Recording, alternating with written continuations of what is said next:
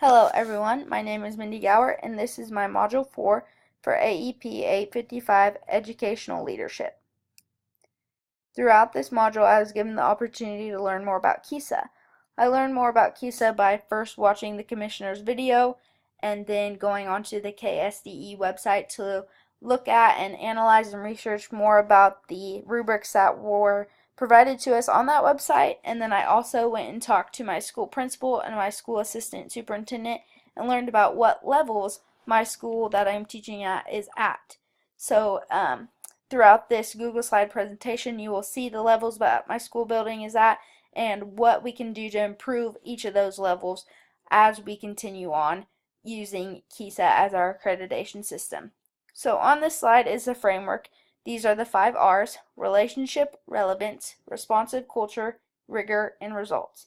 As you all know, the first 4 R's equal our results. The first R is relationships. In relationships, the components are staff, students, families, and community. With our staff, we are at transitioning. With our students, we are at implementing. With our families, we are implementing. And within the community, we are transitioning. To make sure that our relationships and our levels in under relationship go up, we need to make sure that we use the IPS to develop realistic and post-secondary plans, and we need to make sure that we acquire the social emotional skills necessary to be a post-secondary success. The next R that we talked about is relevance. This is one of our better scoring levels under the R's. This is because we have done a lot more under this, and relevance was one of our goals that we wanted to focus on last year as a school. So the components under relevance is curriculum, instruction, student engagement, and technology. 3 of the components under this are in transitioning and 1 is under implementing.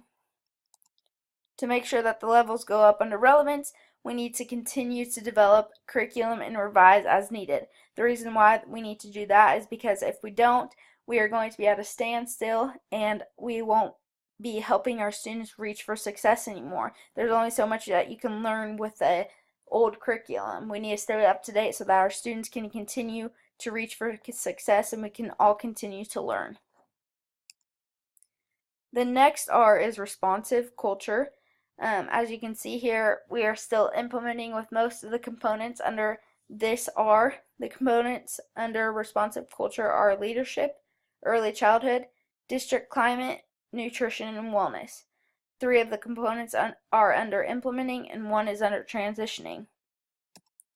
To make sure that the levels in responsive culture go up, we need to make sure that our students are given the opportunity to participate in civic engagement so that they can share their skill and knowledge and improve their world and improve themselves as well. The last R is rigor.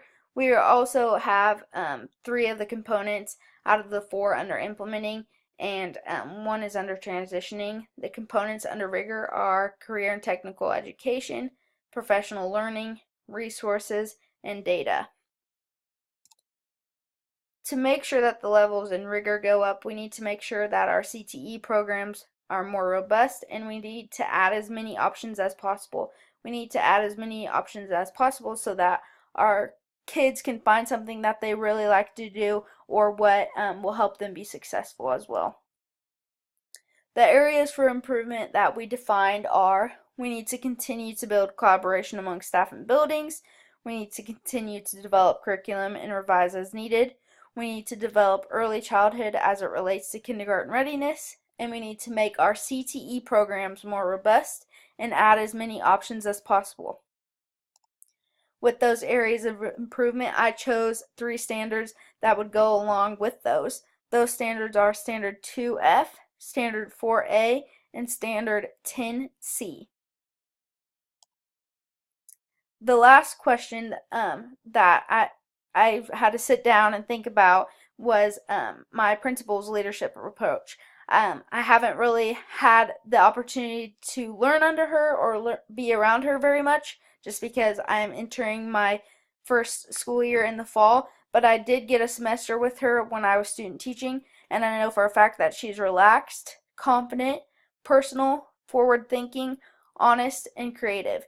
I had to go around and ask a couple different teachers what she lacks, and they said that she lacks certain communication skills and certain organizational skills.